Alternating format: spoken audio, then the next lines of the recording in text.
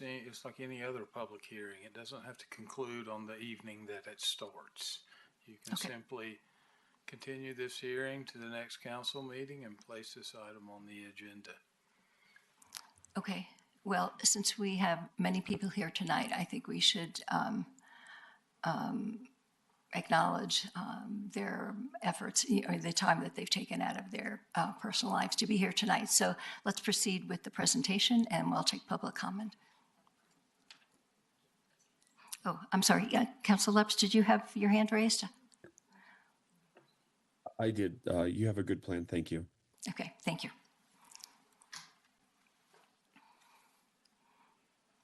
Okay. Good evening, Chair and Council. I'm standing so I can see you better. It's a little hard to crane my neck from over in that seat. So I just wanted to start with some comments before I get into the details of the agreement itself, just because I think understandably there's a lot of questions about why this is arising and why it seems, or I'll just say it is out of the blue. It was during the end of August when the owner of the Diamond Drive properties, Russell Ross, reached out to staff and asked if the county was interested in purchasing the 1183 Diamond Drive property. And that's the property where the social services hub is currently.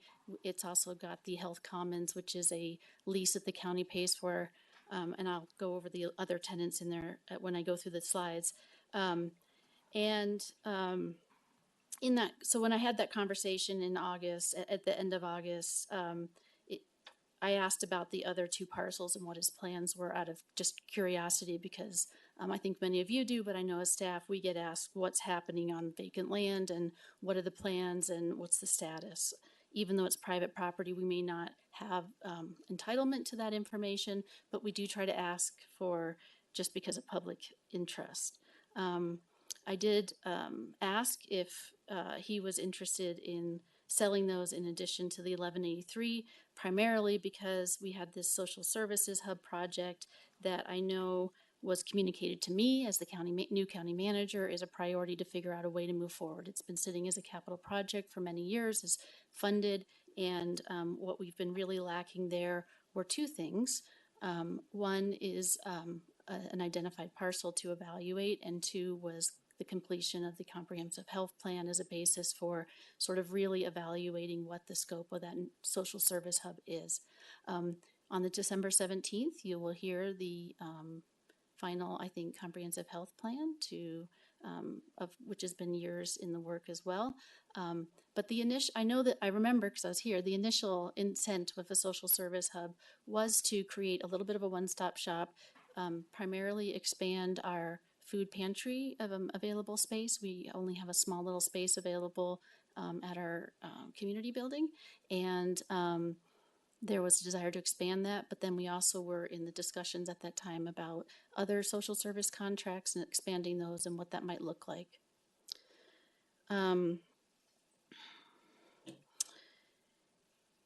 Furthermore, I think just the other thing we talked about is why this was an important location, and the social service offices now in the Health Commons is strategically located and does serve and have very close interactions with both the public schools and the University of New Mexico, Los Alamos. So there is a strong partnership between their day-to-day operations already, and so that relationship and that location does facilitate those strong services that they and communications of what's available to the youth. The other thing that had come up over the years before this conversation took place was just in our conversations that we have with both the University UNMLA and the LAPS was that what a strategic location that was for, you know, ideas of expansion or moving different pieces of property or amenities around to get things kind of in the right location. But certainly that area, I think I'm fair to share, you know, we talked about kind of an education hub, sort of like we have some banks and we call it a financial area. This is kind of we kind of talked about it, at least in conceptually, an educational zone. And there was continual interest in what could be there, even when it was for sale private before. The reason this purchase consideration didn't come to open session prior is because it really, the land wasn't advertised publicly for sale, and there isn't an advertised price. After that conversation, the owner went away and thought about it, did come back with this is what I'd be looking for, and then that's where, because it's real estate and our Open Publics Meeting Act, those conversations are not open for the public, and that's for the purpose because it's a private land transaction. The council cannot take any action, as you know, outside in a closed session, and that's what this conversation is this is a conversation of what this transaction is and get input and should we move forward. But I want to talk a little bit about why this was brought forward, and it's in those topics are not new, and those are things that we've been talking about as a community and council strategic goals for a long time. The recent National Community Survey we just did highlighted areas of improvement in health services, business services, and housing, preventive health services, and access to affordable quality health care, including mental health. They were rated below the national benchmark, with fewer than 45% of the respondents rating these services as good or excellent. And so we can do better. Additionally, only 14% of the respondents rated the variety of businesses and services establishment in Los Alamos as good or excellent. The shopping opportunities received a rating of just 9%, very low. And affordable housing was another area of concern, with only 7% of respondents giving a positive rating. So this acquisition was considered and brought forward to council because of the relationship and the strategic role it could play in trying to move forward some of these. Under the quality of life goal, councils prioritize health and well-being and social services, emphasizing the need to expand access to behavioral, mental, and physical health services, along with essential social services to address community needs and enhance regional well-being. With economic vitality goal, the housing and local business priorities focus on increasing housing development capacity and broadening housing options to meet the needs of a growing population, particularly the middle and lower income households. Additionally, these priorities aim to retain existing businesses, support new startups, and create opportunities for business growth in the community. And I understand that there's a desire for residents to want to have a say in what private landowners develop. But I do need to highlight that there is a difference when there's a private land that's getting developed. It'll get developed for what makes the most money and what meets the standards of what's allowed in our code. There won't be a public debate, and there won't be a lot of influence there. It's either allowed or it's not, and it's going to be a decision. It's going to be an economic decision based on who owns the land and the revenues. This land was intended by the current owner to be developed for a long-term revenue income, and don't know exactly what that is, but we do know what his business is, and his business is car washes. So from that perspective, I think it's important that when we look at strategic land purchases, we look at the community benefit. And I think that one of the reasons that that I'm interested in pursuing this is whatever development happens here, we can have a public process and we can have a conversation about community benefit, and we can look at that. And the purchase is actually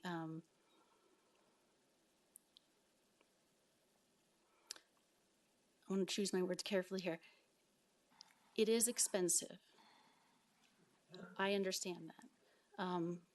Well noted, not taken lightly on any stretch. What we have right now going on is increased GRT revenue coming in above what was projected in our adopted 25 budget, largely because there's monies that's being spent at construction across the bridge that they're trying to spend down because they need to, they have these monies, and the spending is still at the high level. It will, the staffing has tapered off, so this is one-time money that we're seeing due to construction spending largely over at the laboratory. It is a lot of money, but you have to keep in mind that you have a public asset that has value with this investment. This money doesn't go away once you spend it, and you have an asset that you can do something with. And the county has a very good track record of using land and trying to put it back out into the private sector as well. We don't necessarily hold on to land, but we do strategically look at it and have a public conversation about what should happen in the future. And by this purchase, that would allow us to have that conversation that may not happen, won't happen otherwise if it's developed by the current owner.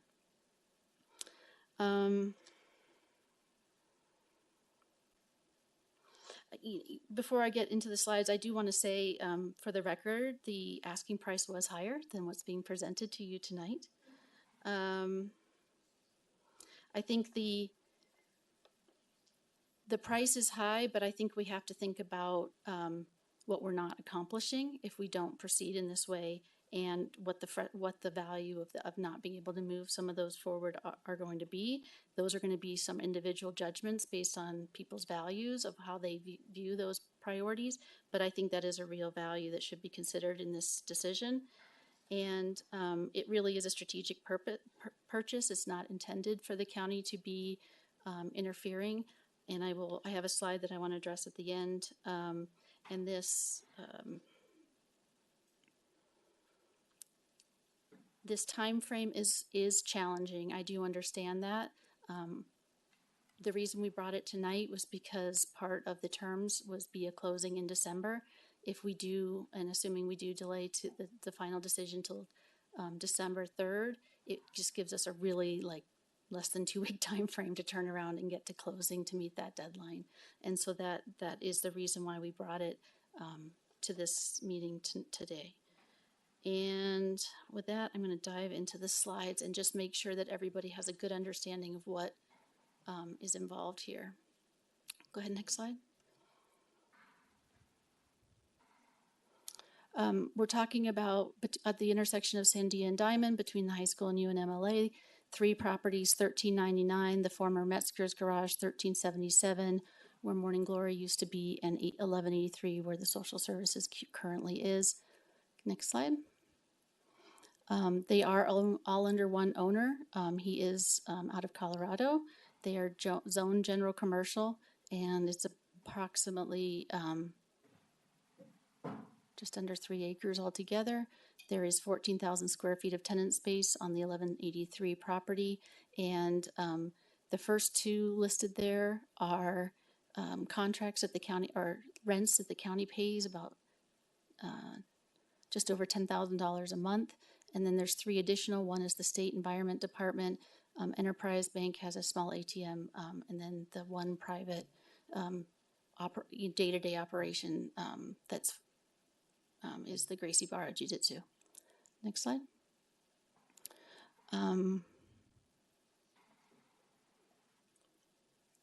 We can skip this. I've already covered this. Next one.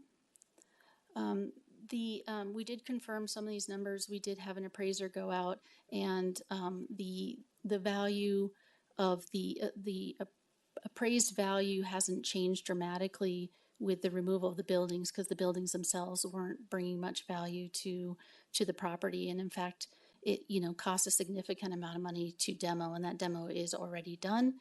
And then you see some construction piles over there. There has been some additional, about $200,000 worth of improvements around the site for the 1183, and then the 1399 and 1377 that they're sort of using as a staging for that project, and it's supposed to wrap up very soon here. Next slide.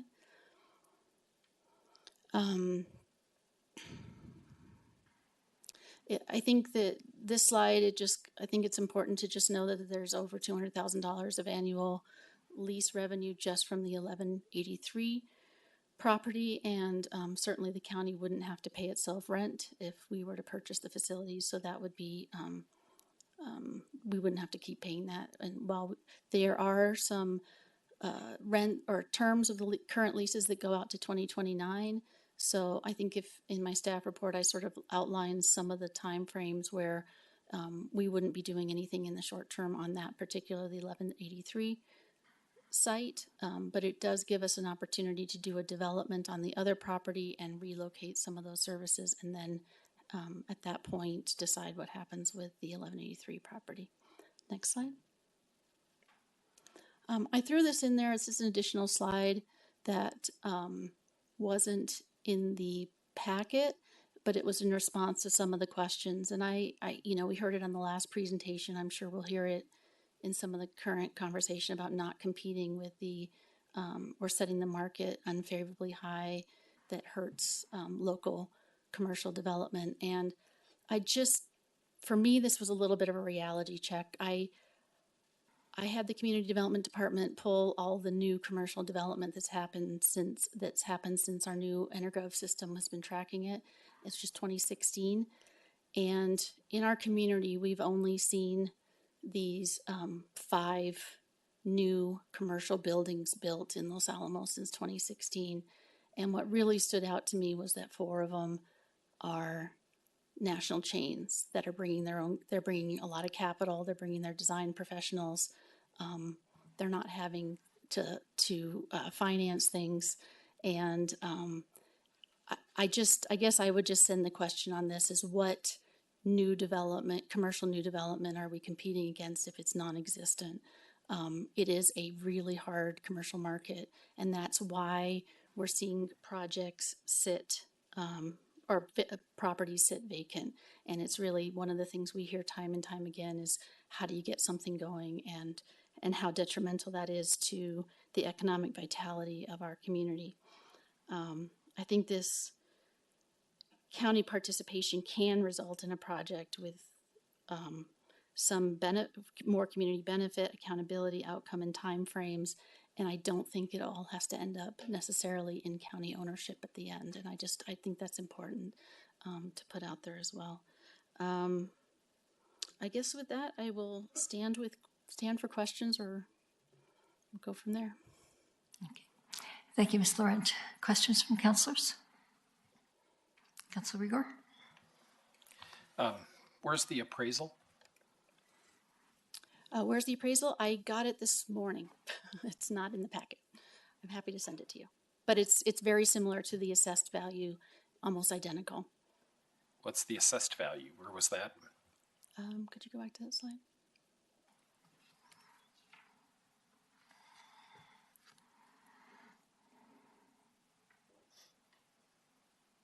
Go back one more. Yeah, $500,000, $5 million. Yep.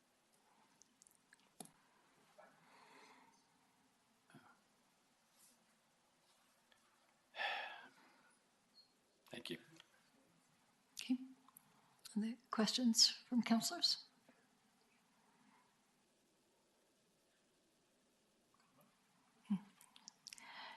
Actually, can we go back to that slide? I have a question on it.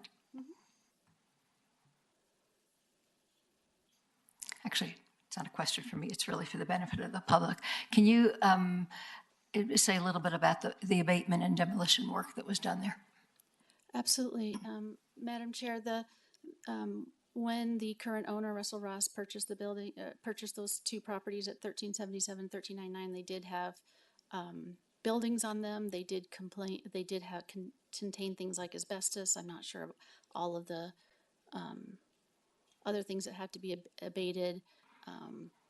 And they also took out, if you notice, they actually took out all the foundations as well. A lot of demolition projects don't take out what's underground. They leave that for someone else to deal with later. But because he's planning on building on it, he took out all the foundations. And so that cost was somewhere in the range of $500,000 to $1 million.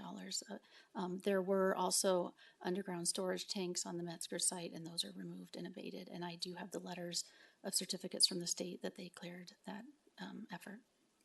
Okay, thank you for that clarification. Any other, Councilor Cole? So, why the rush? I mean, what's driving this quick turnaround? It really is just the deal that was presented to us. If we were going to consider it, it's for sale. It's not publicly for sale. He's going to develop it, but he gave us a window of time, and one of the criteria was closing this calendar year. So you anticipate that if we say no, he's not necessarily going to put it up for sale. He's going to. Correct. You don't know what he's going to do with it other than possibly develop it. Correct. I have no, he is not intending that I am aware of to sell it. Okay, thank you. Okay, other questions, other counselors?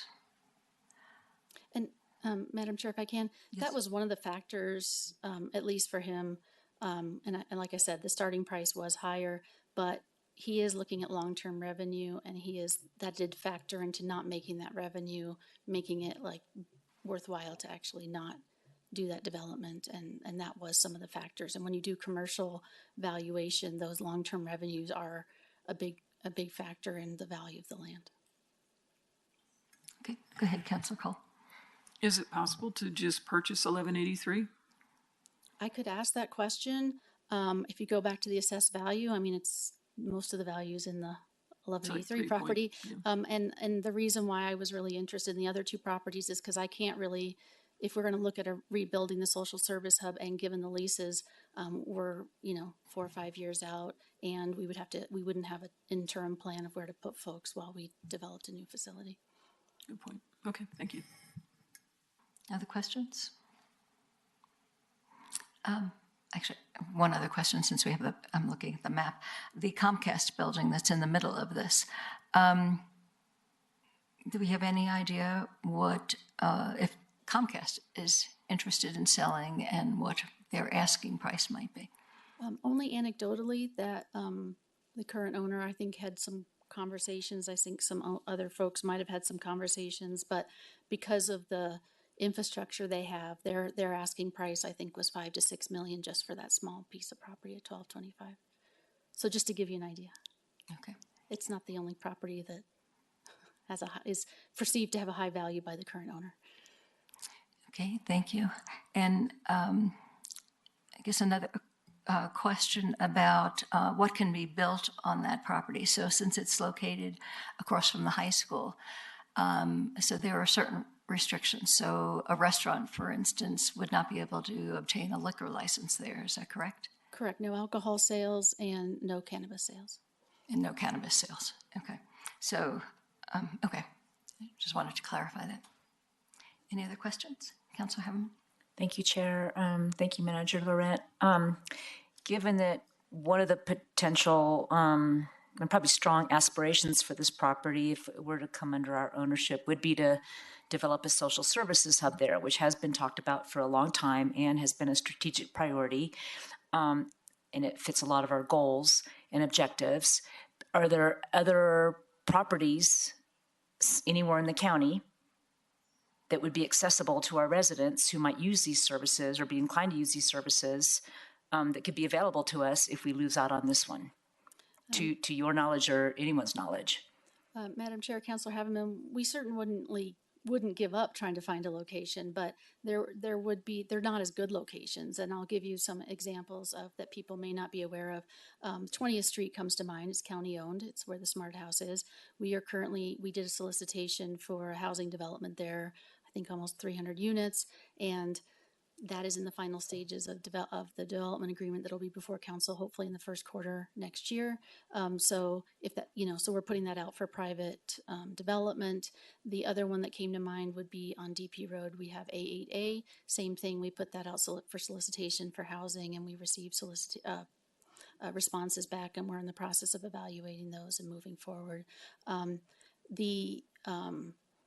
I think that, unfortunately, our social services manager isn't here. She didn't even know this was coming, and wasn't planning to be here today. But I think if you read Mr. Holclaw's public comment, and I just can't stress enough the relationship between the schools and the social services, and the relationships and how that location works so well for them. And how much they want to keep that a part of that success going in the future. So it seems like there really aren't any other opportunities to achieve this goal that we have And not only that, but this location could be ideal because of its proximity to the students and staff of UNMLA and to the high school. And because, as others have noted in comments to us, that it is kind of considered centrally located. It's accessible to lots of different areas of our community. Granted, I know I grew up in White Rock, so I'm always looking for White Rock too. But it's hard to have a social services hub in both places. So this one at least maybe helps with accessibility and efficiency of service. So I think there could be some pluses that we should consider there. Thank you. Or I'm sorry, go ahead. Madam Chair, Councilor Hammond, if I could just add, I mean, that is one comment that Ms. Storms made to me this morning, and that is the majority of her clientele is up here on the town site. Thanks. That helps answer that question. Thank you. Okay, go ahead, Councilor Ridey.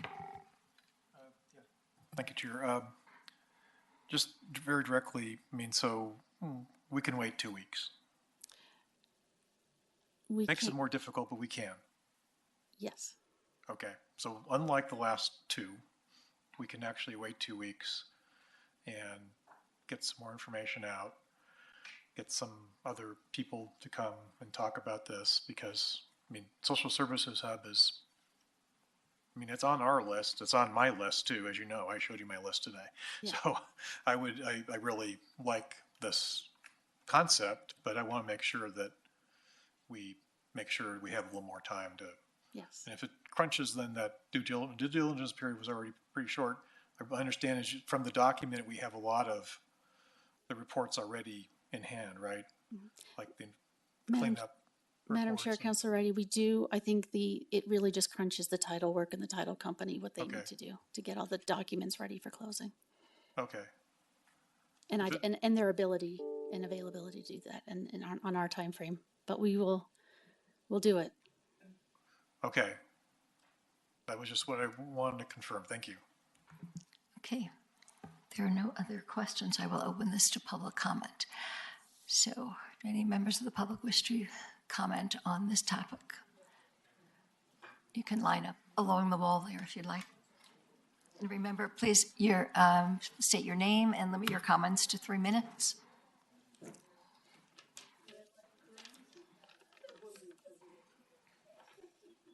Go ahead.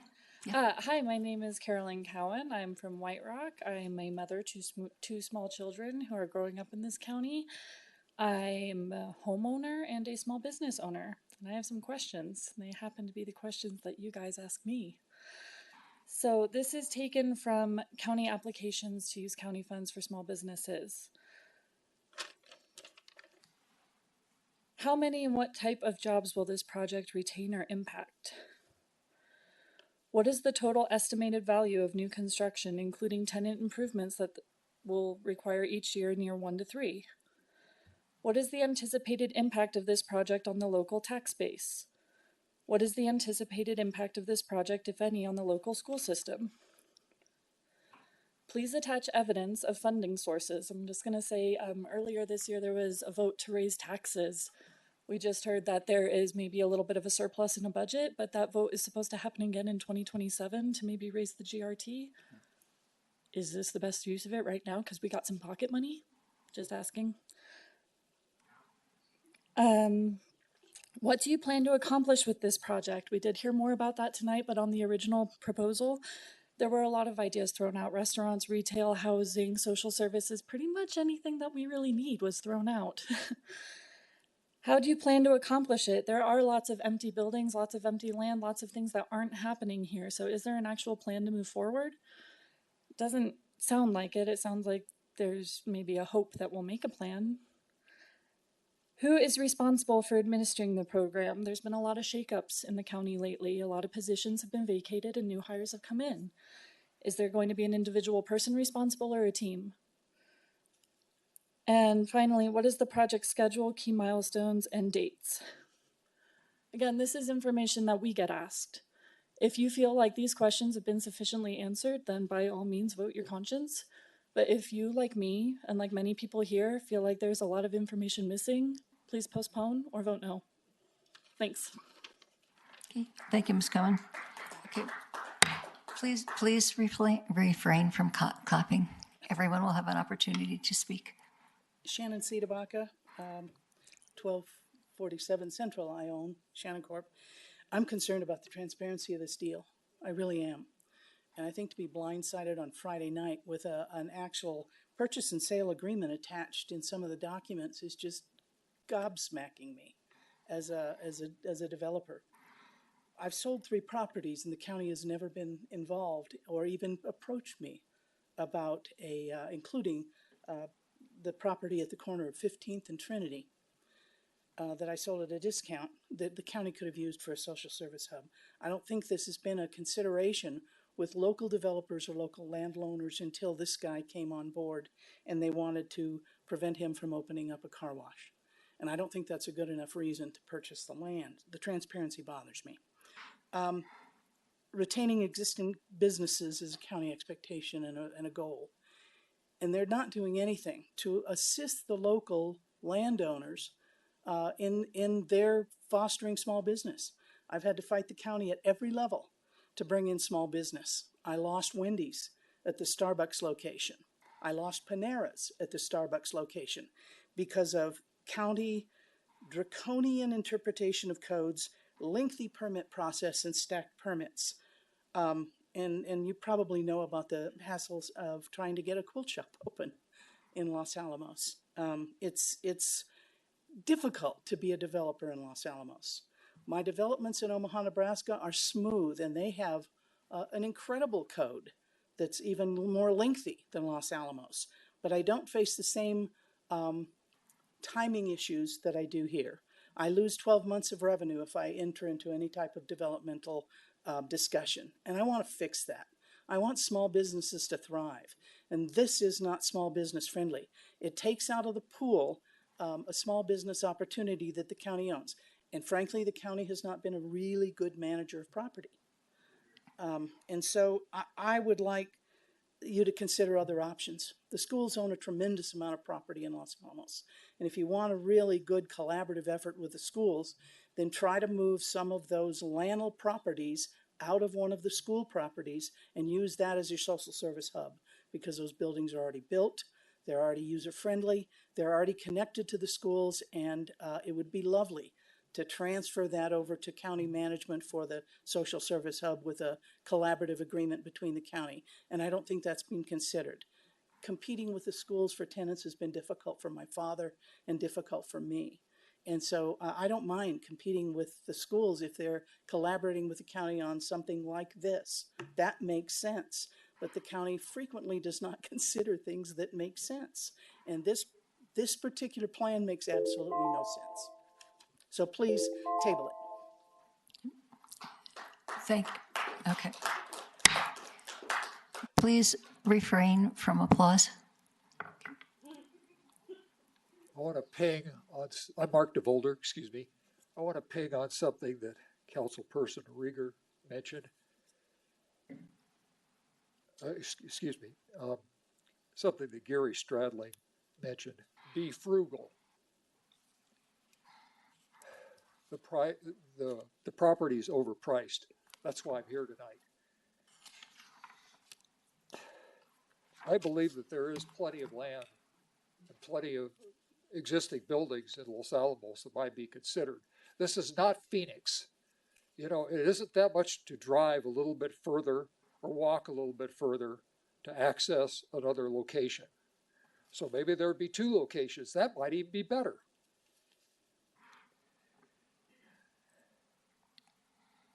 I seem to remember that the county wanted to acquire the CB Fox building at one point, and the community shot it down. I may be in error there. It's been some time since that occurred, but I don't believe the community was in favor of that. One of the major concerns that I have, I just drove downtown near LAMC, Central, Trinity, about 3:30 in the afternoon. And the traffic was abysmal in this strategically desirable location.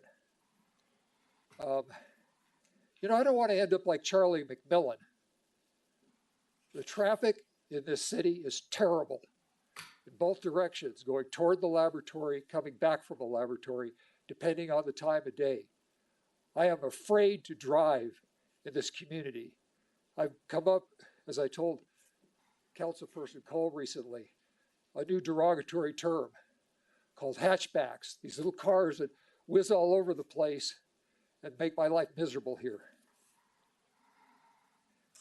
I'm not sure what the impact of inflation is going to be, what the Republicans are going to do to Landell. There are concerns already at Sandia as to what's going to happen. Japan and China have been dumping American Treasury securities. I've had worries about inflation for a long time. The 1930s, high prices at the grocery store, the hardware store.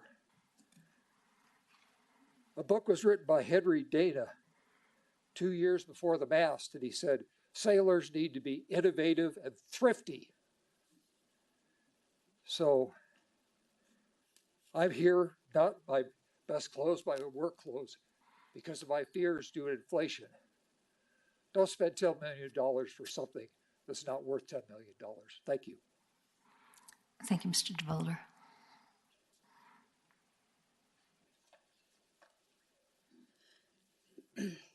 Brandy Ingeman, White Rock. I just want to first say that a few of my questions were answered, which was, first of all, why did it happen so fast? Because it happened fast, because it was real estate. And I did hear something that did make me feel good, which is that this is more a purchase about maybe having a little bit more public say and public input on how this land would be used versus a car wash. I don't want a car wash. That said, there is an if you build it, they will come mentality, which would be great if we had a social services hub. Anecdotally, I had a fantastic gynecologist that worked in Los Alamos County, and she left and she now works at Presbyterian several years ago. When I asked her, why are you leaving? She said, there's nowhere here for me to spend my money. I'm being frank with you. I'm a doctor. My husband's a doctor. We have a lot of money and we want places to spend it, and Los Alamos is not it. So when we're thinking about spending $10 million on a piece of property so we have some control over that property, that's fantastic, so that we can build a social services hub. That's a great idea. I don't know if it's inflated or not, because I look at my house now and what it's worth versus when I bought it, 5-10 years ago. Prices go up. That said, we need to be focusing more on the human resource infrastructure in Los Alamos, the small businesses that are here, that are struggling, that can't get grants. We have a fantastic slate of small businesses that are panicked about next year. What are they going to do? The price of tea is literally going to go up. The price of importing books is going to go up. Council might want to save this money and think about how they could put that into small business grants, small business loans, things that could happen down the road. I'm also uncertain how it's okay for the county to become a landlord. So there are already 2 small businesses there that are not county owned. My question would be is, how does that work for the county to be a landlord for small businesses? I think that it's good for us to talk about all of the ways that this property could be used, and I appreciate that, and I really like hearing those things. I know that it might feel rushed, but please take the 2 weeks if you have it and let the community get their feet around this a little bit more, and just be thinking about the long term. It's not just the $10 million investment for the land. If you're going to build on that land, who's going to build on that land? If our developers that have deep pockets can't get people to come up here and work and build new buildings for them, how are you going to do that? And what will that look like when maybe those resources could be put into that human resource infrastructure before we build a building? In the end, I know you'll make the decision that you have to make for everybody, but I just want to make sure that we're asking good questions. So, thanks. Thank you, Ms. Engelman.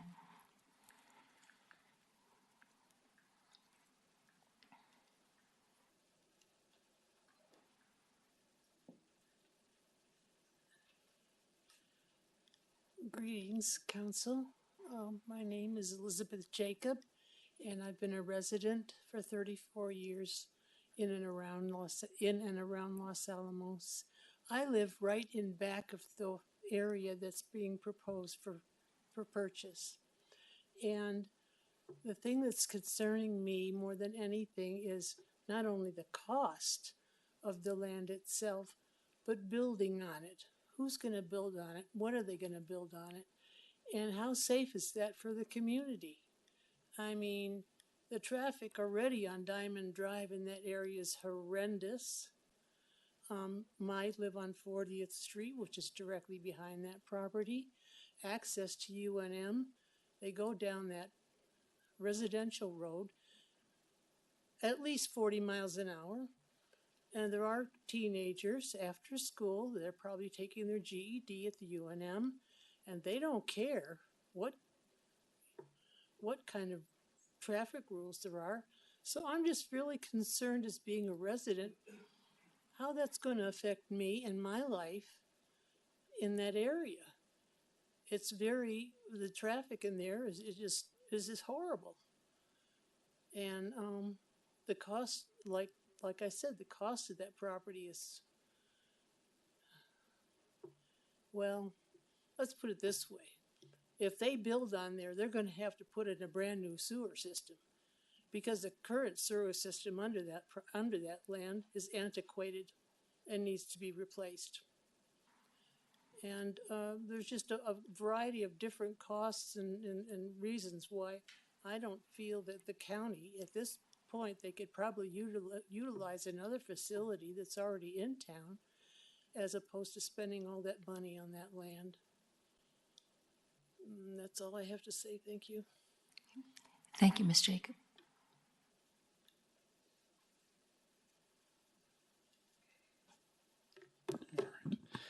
Aaron Walker, White Rock. It's good to see the time-honored tradition of council ignoring public comment and then pretending to care about it is alive and well.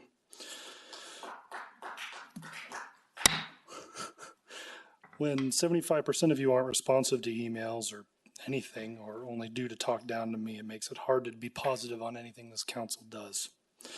$10 million for 3 pieces of property.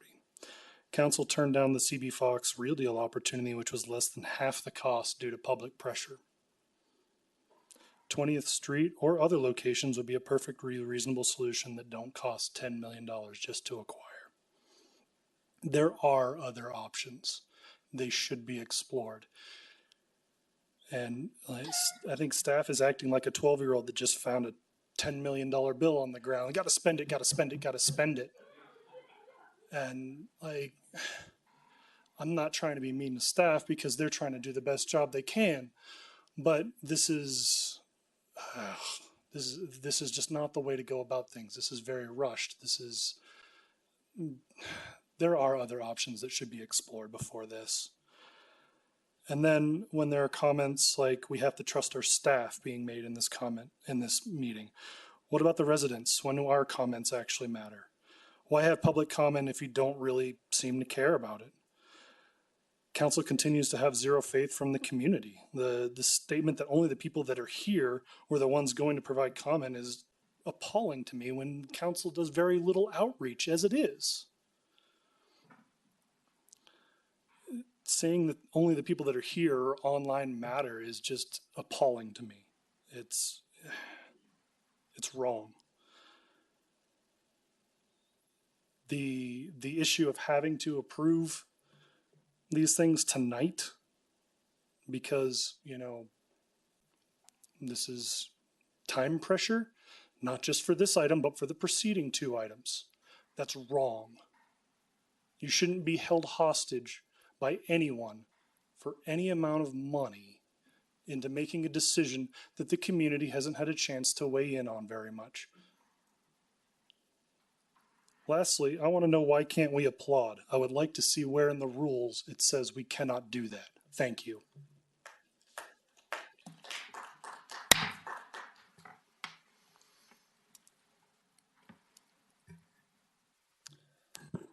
Antonio Majori, Los Alamos, New Mexico. I think council needs a history lesson. And I'm talking specifically about a project that was a piece of property that was referenced in the very proposal for this, why this purchase should be made. And that is 20th Street. When I was on council, we very clearly said what it was that we wanted. on 20th Street. And at that time, it was a push for a hotel and a conference center. And also, though, we said we want to support small business, we want to see increased housing, we want to see mixed-use development. One proposal and one proposal only was brought before council. What was not brought before council was all the things we were saying no to, which was saying no to Pet Pangea having a permanent home. They are still without a permanent home. Some through, I know, it can be difficult to negotiate land deals, but this idea and this narrative that is being spilled that the county are good stewards of their land and good stewards of investment on the land needs to be looked at not through rose-colored glasses, but through real, real actual history. And go back and look at the council meeting notes. We're furious. We threw that project back, and we never, ever got to see any other proposals for the use of 20th Street. Now it's 300 housing units. This doesn't work. This doesn't work. This property, looking at the numbers, 5.6 million in value, 1.2 million maybe in add-ons. I get 6.8 million. Where do you get 9.5 for a purchase price? These numbers don't add up. They don't add up to anyone looking at it from the outside. And look, voting on concepts of a plan may be all the rage nowadays. I see we've done it nationally, but be damned if I'm going to let us do it here. Come up with a real plan. Take that $10 million, double what you give to social services. Social services, a department that has been on the chopping block, off the chopping block, on the chopping block, off the chopping block. Every time the council faces a budget shortfall, social services is always what goes first. So I am telling you, take that money, spend it on providing the services that the people in this community actually need. They don't need a building. They need bodies on the ground doing the work.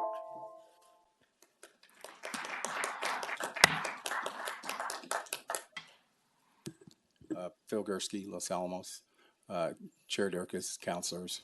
I think for this purposes of this one, I only really want to address one of the many kinds of things that have been discussed. And that is that I believe if you view the administrative and constitutional provisions, you're not free to spend however much money you would like to spend on a property if it is clearly in excess of its property value. If you look at the New Mexico Administrative Code, if this project, and I'm not sure whether this county would be subject to it, but if you have to have pre-approval from the Board of Finance for this exact project, you must first have an appraisal, and you are not permitted to pay more than fair market value for this property. I think that represents the kind of policy that the state believes is appropriate under the anti-donation clause. And I think that there's no reason to suggest that just because we might not be required to submit this ahead of time to the Board of Finance, that we can pay clearly in excess of what the staff indicates is the appraised value now that we have an appraisal on it. That I believe we're restrained and constrained from doing that. And I think we need to have a much more full discussion of whether, even in the purchase arrangement, that can still be a donation. And I think that we should not be paying more than the fair value of the property as a steward of the property that we have. Thanks. Thank you, Mr. Gursky. Lisa Shin, I'm at 637 47th Street. I'm just really questioning the community benefit to this enormous use of our tax dollars. We don't really have enough numbers. What is the return on investment? Is there a profit and loss statement? I know if I were looking at a $10 million purchase as a private citizen, I would want many, many pages of numbers and bank account statements, and we're not really seeing anything like this here. We would also, I think it's fair for the public to know what the original purchase prices were for the properties, because we really want to see how much profit the owner is really making from this sale as well. Surely there's a better way to improve our health and social services with our county getting into real estate ventures. It appears that the current leases are minuscule compared to the total cost of these properties and expenses, perpetual maintenance, and property management fees. When the council was considering the purchase of the Real Deal Theater and CB Fox, the price tag was $4 million, and there were 1,152 public comments. And the surveys show that the public didn't support it 2-1, and our council voted it down 5-2. And I appreciated that councilors Reedy, Rieger, and Durcox voted against this. They cited that this was not the right approach. The numbers did not add up. Businesses found the county difficult to work with, and other options should be considered. But in this situation, the public is being notified 3 days before the council vote. 2 weeks is not enough. I think we need to table this for maybe the new year and really seriously look at this. I really believe that the public should have been given much more time to have input. There are hardly any opportunities for private citizens to own commercial and residential property. I feel that this is actually prime location for a healthcare provider or maybe a new restaurant. Doesn't have to have a liquor license. Looking for ownership, not rentals. Remember that the owner of our beloved Florida Lease was unable to purchase property in Los Alamos, and he moved to Santa Fe. Property ownership is vital for the long-term success and stability for many small businesses, including myself.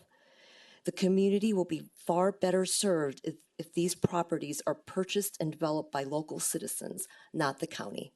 Thank you. Thank you, Dr. Shin. I'm Gary Stradling. I live in White Rock. Chair Durkis, I like you personally, but it is outrageous that you seek to suppress public expression in county council meetings. We are your constituents. This period of time is for you to get feedback from us. And if I say something and that whole audience rises and cheers, well, then that's fine. And you should hear that.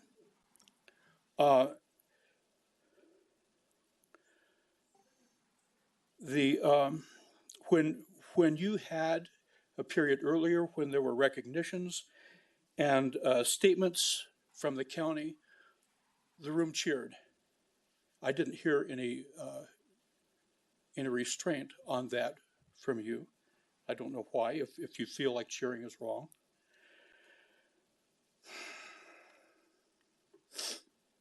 Now, with regard to the purchase, I endorse many of the comments that have been made earlier about the fiscal probity of that transaction and the short time span. That just is alarming to those of us who watch government. What's going on behind the scenes, and why is it that there isn't time for this kind of transaction to be out in the air and to be discussed? And the questions about it have been raised earlier in this meeting. I won't go through them in detail. However, our community has had a history of real estate transactions happening behind closed doors with anti-competition provisions that have not worked well for our community. And I'm concerned about it. I'm glad this decision will be delayed. You should listen. You should spend our money the way we would spend it, frugally. Now, for years, it has appeared to me that the council is maneuvered and managed by staff.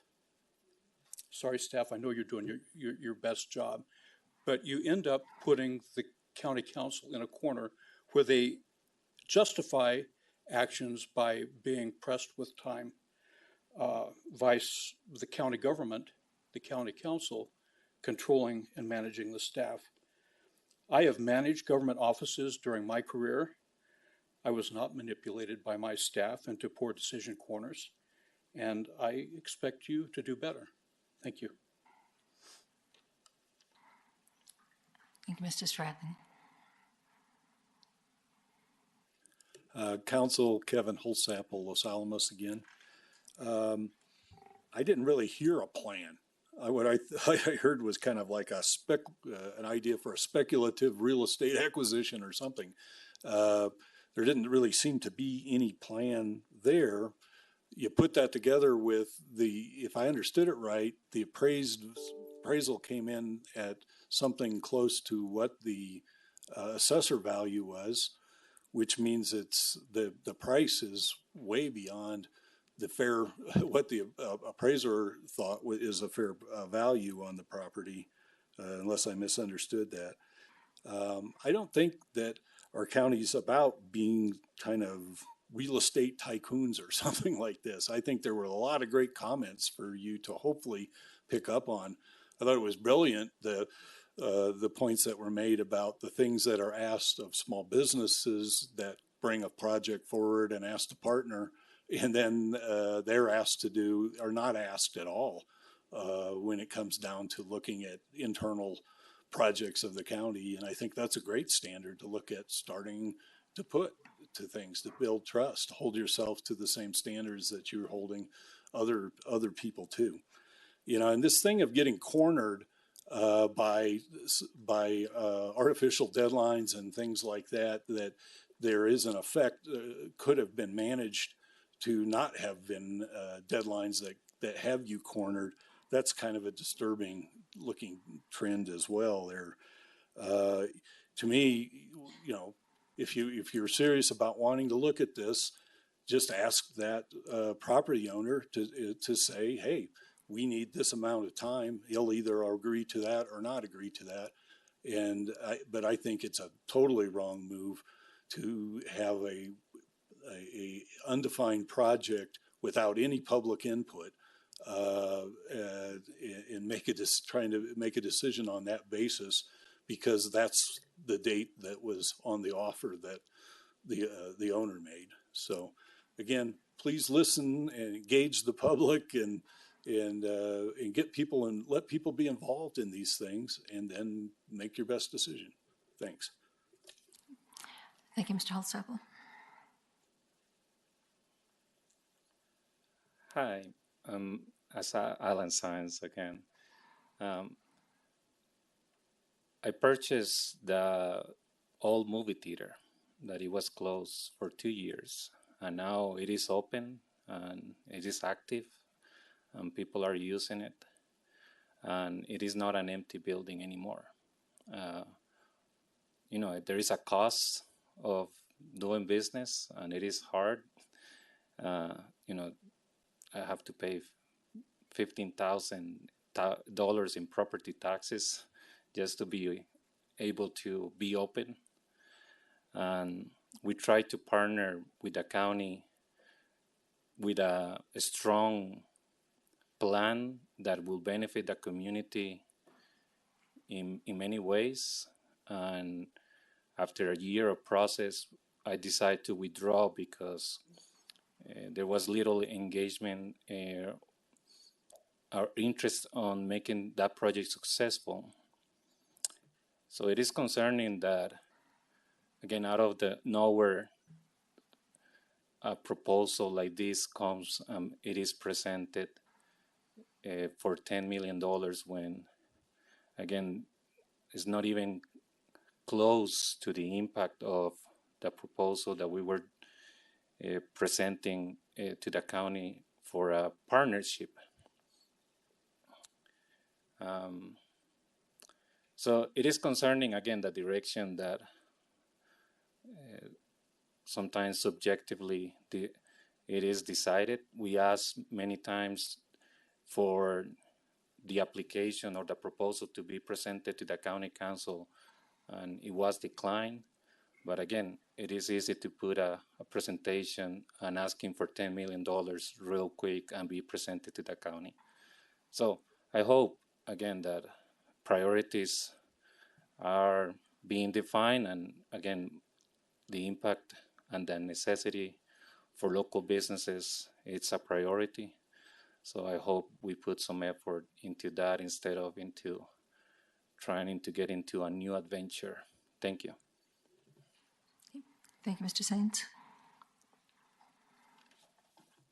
I'm Anna Delane. I own Boomerang Consignment, and we're celebrating 10 years in business this month here in Los Alamos. Thank you. 10 years in Los Alamos, 22 in business total. I own 2 properties here in town. I have here a petition signed by 30 members of the community that reads, "We, the undersigned, demand that the county put the purchase of the old Metzger's Anderson Pharmacy to a public vote. We are tired of the lack of transparency and disregard to local business." I don't know who I give this to. Can I give it to you?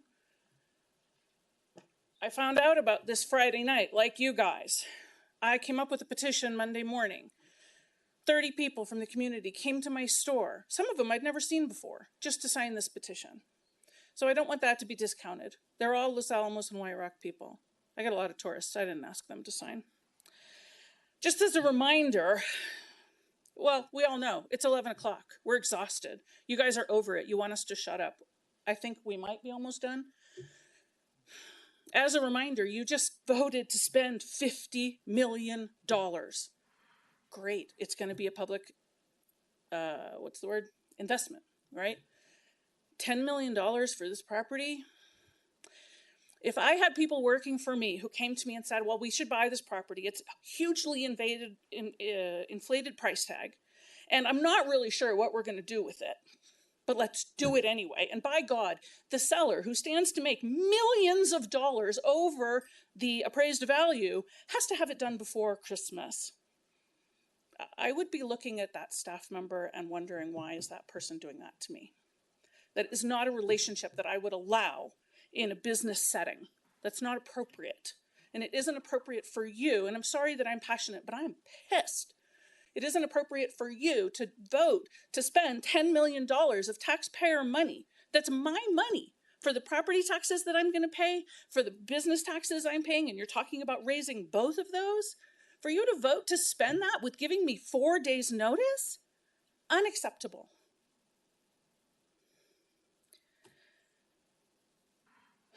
There's so many reasons, and you've heard them all. But it directly competes with local business. You're going to go into the landlord business? I don't think so. You're not. You're not going to be renting to Boomerang. I'd like it. But when I went and looked at that property, when it was for sale, when it still had falling apart buildings on it, I looked at it. It was $1 million to buy the old Anderson Pharmacy in Morning Glory. And I knew it was a teardown. We all knew it was a teardown, because there's no way I could have worked with the county to fix it. There's no way. Because the county doesn't do a very good job at working with business, evidenced by the quilt shop had to get an engineering study to move a sink. There's so many more reasons.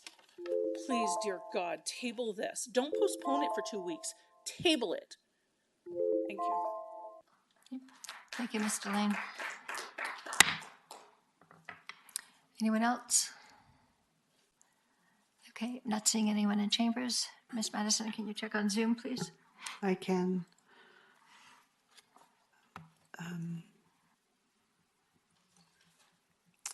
Mr. Bronies, you should be able to unmute. Please state your full name and limit your comments to 3 minutes. Hi, Lawrence Bronis. Can you hear me? Yes. I live on North Mesa. I'm a native of this community. I've lived all but 13 of my 65 years here in this community as a native son. My father was on the Charter Commission, which helped, which formulated the charter, which was approved by the voters on December 10th, 1968, just before the Apollo 8 orbited the moon, making us an incorporated chartered county at that time. And I really appreciate the ability and the opportunity, chairman and councilors and county staff, to be able to give you my input. I believe that such a deal for this property absolutely, completely, directly, and abjectly competes with private business, as you've heard some private business owners say. I know the owner of Pet Pangea reasonably well.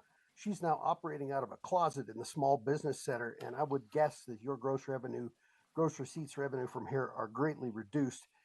And even though business can get in collusion with governments sometimes and there can be some improprieties there. Our county is way on the other end of the scale, as making it very hard for businesses to make revenue, which helps a county do what it needs to do. Because there's a big gorilla on the other side of the bridge.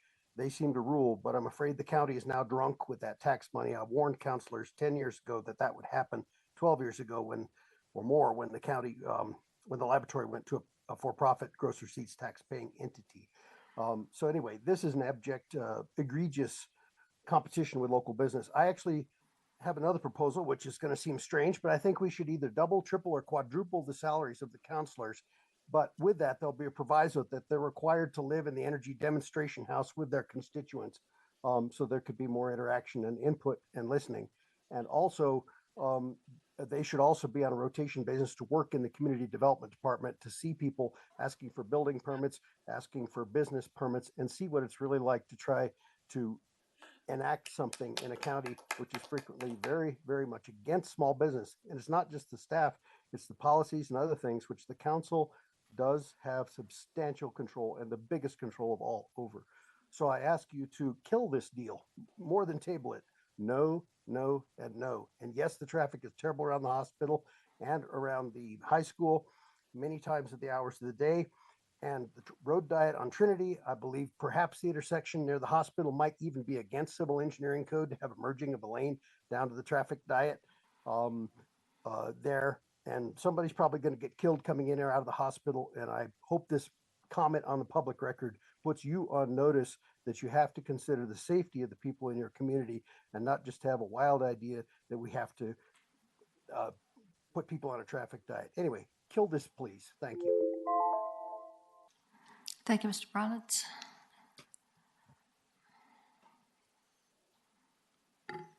Mr. Warnicki, you should be able to unmute. Please state your full name and limit your comments to 3 minutes.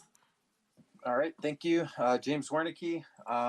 Just want to echo what everybody else has made, the good points of overspending on this property, the importance of private property ownership to the success of our local businesses, all that good stuff. And, you know, if you really had wanted a social services center, you could have put that in the smart home a long time ago. You could do something with the women's dorm property. The county doesn't have a good track record of development. It's late. I'll keep my comments short. That's all I wanted to say. Thank you. Thank you, Mr. Wernicke. Anyone else? Chair, I'm not seeing any other hands raised. Okay. All right. So, counselors, do you want to continue this to the next meeting? I think we should vote it down right now, but I don't know how to word the motion. I would say I move that we reject the purchase agreement for real property located at 1183, 1377, and 1399 Diamond Drive. Is there a second? Second. Okay, let the record show we have a motion by Councilor Rigor and a second by Councilor Call. Okay, council discussion. I think everything's been said.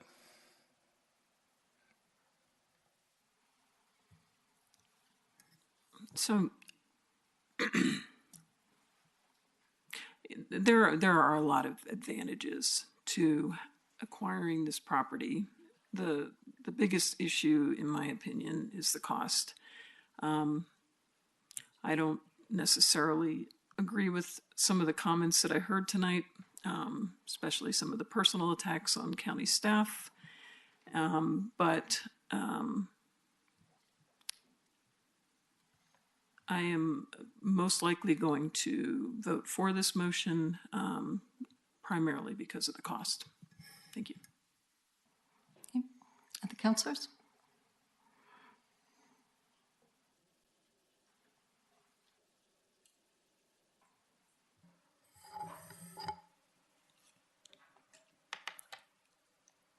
Thank you, Chair.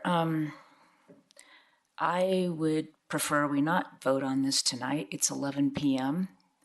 And there are a lot of things to consider. There's been some good public comment. There's been a lot of comment made by email. Not everyone is opposed to this purchase. I think there are a lot of advantages. I have some comments I wanted to make about that, and I'd be happy we can do that, but we're going to stay a lot longer. I'm not ready to vote no on it. I'm not ready to vote yes on it.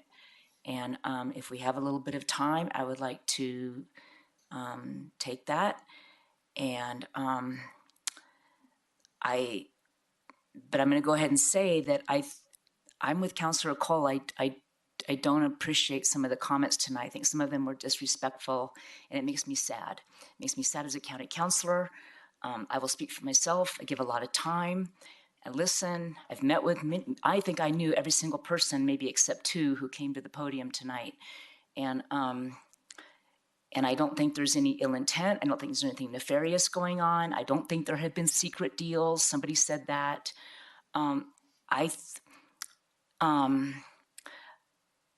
Counselors knew this was coming, and there was general support for it, for doing something with this property.